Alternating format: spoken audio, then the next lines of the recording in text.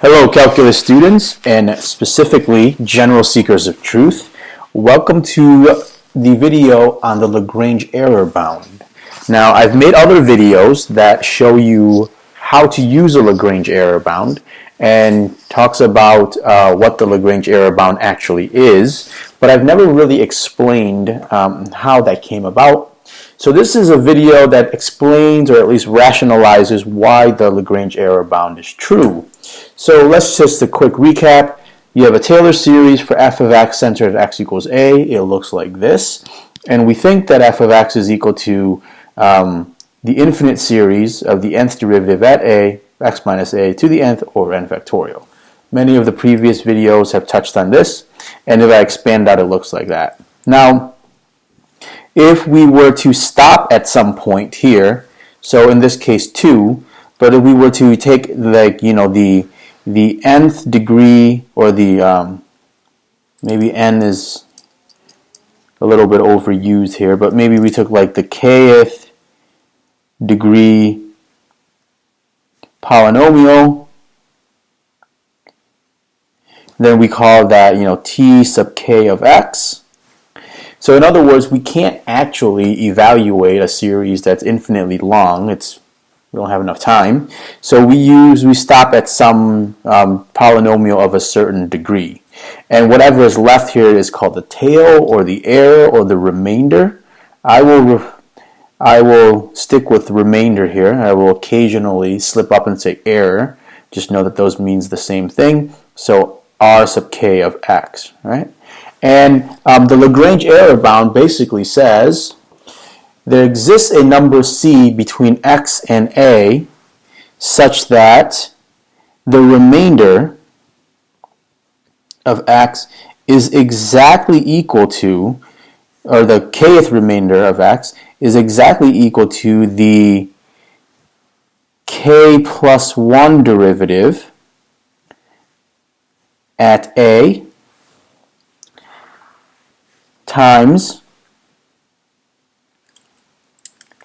x to the k plus 1th power, all divided by k plus 1 factorial.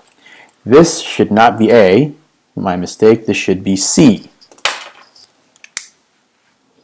Okay, so this says something quite amazing, that the error or the remainder is exactly equal to the next term, except instead of using the k plus 1 derivative at a, we use the k plus 1th derivative at c, at some point c, right? A mysterious point c. Right? And again, most of the time we hardly ever know what c is exactly. All we really know is how to set an upper bound for this. So 3-minute recapping of what the Taylor series and the Lagrange error bound is really saying. Now I am going to try to explain why this is true. Okay. And I'm going to try to rationalize it and build it from a very basic, powerful, and undervalued concept. Okay. So let's take a couple quick examples. Let's say, what is the error if we use only the first term or the 0th term? So r sub 0 of x would simply be the first derivative at c times x to the first power all over 1 factorial. Okay. And so what this would mean then is that the function itself, f of x, so this is here what I consider the function, f of x minus the first term, is in fact equal to r sub 0. Which is equal to f prime of c times x. Oh, x. Man, I goofed here big time. This should say x minus a.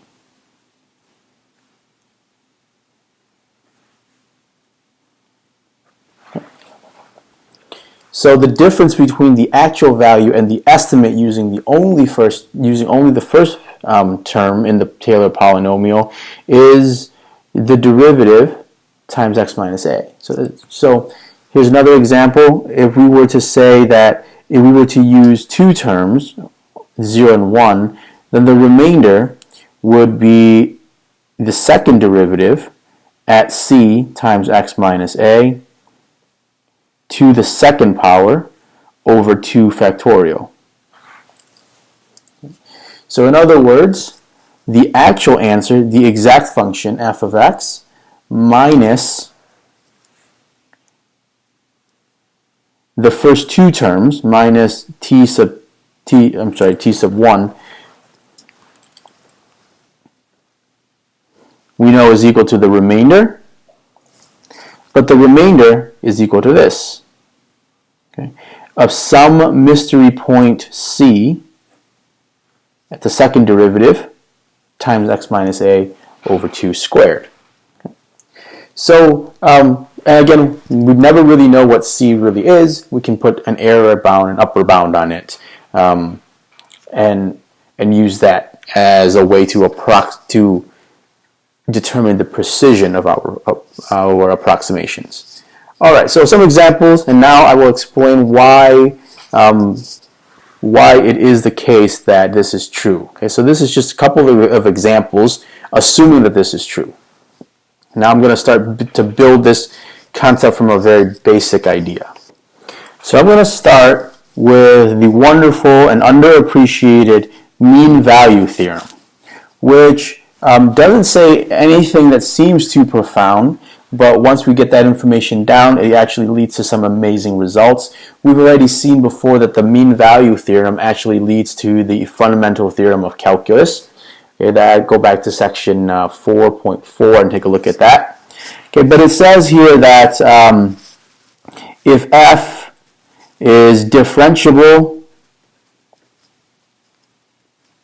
on some interval, maybe on some interval, a to x, then I'll draw the picture here. So this is a. This is a point x. I usually use another constant. We can use a variable here too. Then the slope of the secant line here. So this is f of x minus f of a all over x minus a must be equal to the derivative of some point in between, so that there exists a point in between here somewhere, okay, where this is true. So there exists c between a and x such that this statement is true. Okay, so that's the mean value theorem. Okay. Now, let's consider, and we've already seen the mean value theorem before, we've sort of rationalized it, and it's not difficult to understand. In fact, most people just assume that it's an obvious thing. But now, let's look at the result of the mean value theorem. F of x minus f of a over x minus a is equal to f prime of c.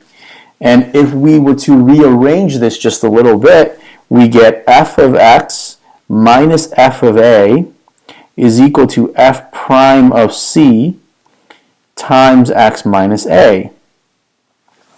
Okay. Now, gee, this looks somewhat familiar. If we look at this here, we can look at this as the Taylor series, okay, or the exact value of a function f of x. So f of x is some function that we don't know, right? And the Taylor series is our way of approximating that function. And this is nothing more than the Taylor series with the 0th degree polynomial. Okay. And then this right here is in fact the remainder, the 0th value,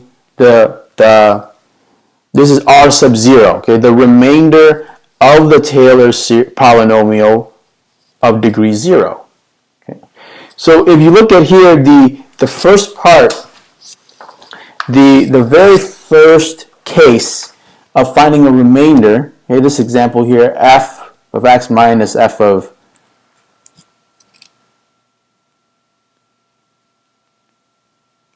this should not be 0 here, this should be an A, is equal to r sub 0, the remainder r sub 0, which is equal to this. And you can see that this expression here is just a rearrangement of the mean value theorem. So, I mean, this is pretty much trivial. I mean, all we did was take the mean value theorem and then rearrange a bunch of stuff. But just by doing that, you see that it looks kind of like the Lagrange error bound, but for a very simple Taylor polynomial of degree 0. So now let's consider the mean value theorem with f prime of x. Okay, so this will say the same thing as long as f prime of x is differentiable. So I have some function here. This is called f prime of x, and this is x, this is a. Then the slope of the secant line between a and x, the slope of the secant line between a and x, which is f prime of x minus f prime of a all over x minus a, must be equal to the derivative of f prime, or f double prime, at c, for some point c. Okay, so there has to be some point in here between a and x. So let's look at, let's try the same trick that we did up here. Let's take a look at the mean value theorem for f prime of x. Look at that result. So we get f prime of x minus f prime of a over x minus a is equal to f double prime of c. And then let's do some rearranging. F prime of x minus f prime of a is equal to f double prime of c times x minus a. Okay. Now this doesn't relate at all. This doesn't look at quite yet like the Lagrange error bound, because in the Lagrange, I'll write some notes over here. In the Lagrange error bound, we want to see like f of x minus t sub something, t sub 3 or something like that of x is equal to, well, in this case it would be t sub 1, right, is equal to r sub 1 of x. Right. So we want to get like f of x in there somehow in order to relate this idea to the Lagrange error bound. And to do that, because we have a bunch of derivatives here, to get f of x out of there, the idea is very simple. You just take the antiderivative of all of this with respect to x.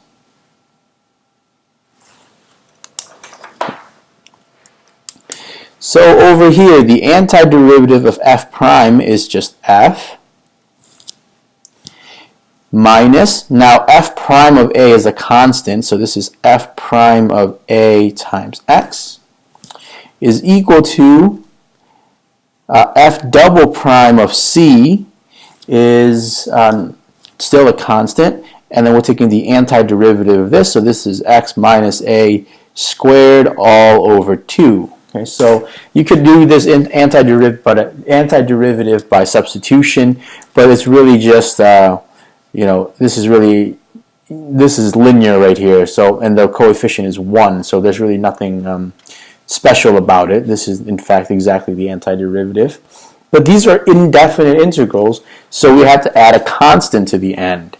I already used c, I've used k in other different places, so let's use a different thing let's use big K here. Big K here as my constant. Okay. So now we're going to try to find k. So we're going to set x equals a to find big K. Okay. So when x is equal to a, you get f of a minus f prime of a times a is equal to f double prime of c times, let's see, you know what?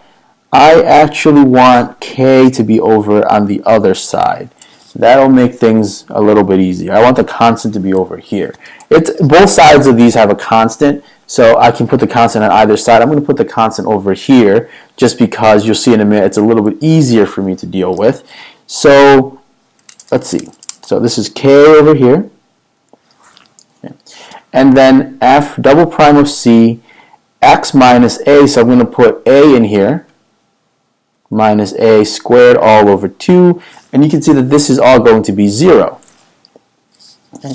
That's why I choose to put k over here, because I get to have 0 on this side.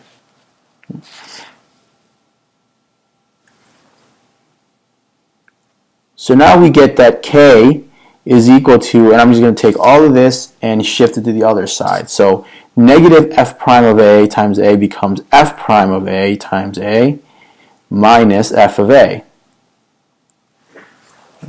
Then I'm going to take this k value here and put it back into this function. So now we get that all of this, right, all of this goes into here. So f prime of a times a minus f of a plus f of x minus f prime of a times x is equal to the second derivative of c times x minus a squared all over 2. I will keep going with this and just simplify it a little bit further. So I'm going to take the f of x out to the front, and then I'm going to factor a negative 1 out of everything else. So I'm going to just take, f of x goes out here, and then all of these terms, that term, this one, I'm going to factor a negative 1 out of all of them.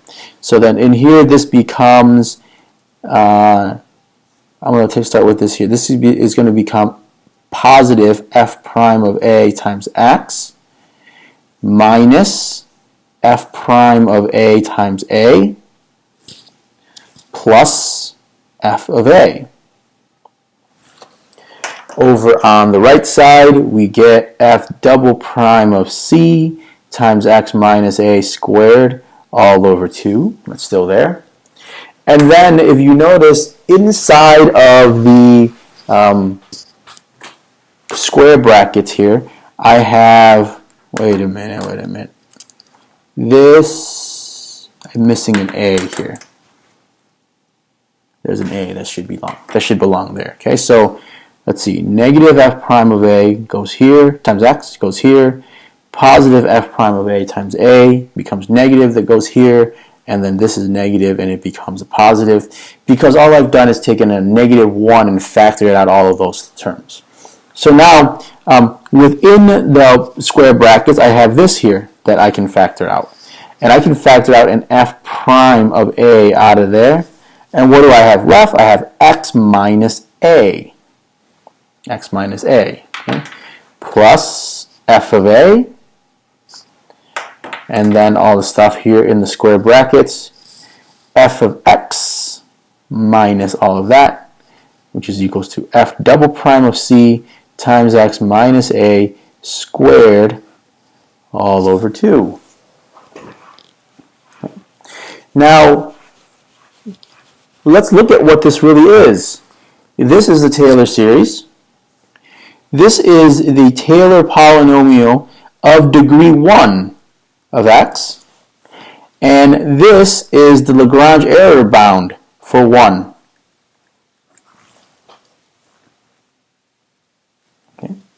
And just look back at this and see, where did this all get started? Well, it got started with the mean value theorem. So first of all, we use the mean value theorem. We just started it with the first derivative this time. So the first derivative is our function.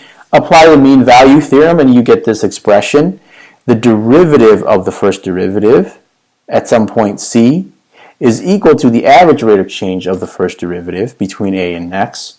Okay. And then here it's just some basic integration, simplifying, and we get to this point. Okay, so now what we've done here is prove the Lagrange error bound for Taylor polynomials of degree 1. Okay. Now this video is getting kind of long, so I'll end it right here. And if you'd like to watch, you should watch the next one where I'll start with the mean value theorem for the second derivative. And you'll see that the result is going to be the same. And you can see here that if I start out the next video, if I start out the next problem here, with the mean value theorem of the second derivative, so this is, there exists some point C such that the third derivative at C is equal to the average rate of change of the second derivative between x and a. I can then rearrange everything.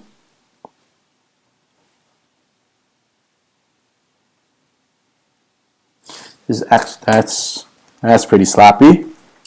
This is x minus a is equal to f double prime of x minus f double prime of a. Okay. Now, if I go ahead and take the antiderivative of all of this, eventually you'll see this term pop up. And then if I take I have to take the antiderivative twice in order to get f of x out of there somewhere. And you'll see that eventually you'll get a factorial that comes out of there. Okay. But I'll end this here because this video is getting quite long. And if you look at this and understand it, I think you're good to go. Otherwise, watch the next video for some more examples.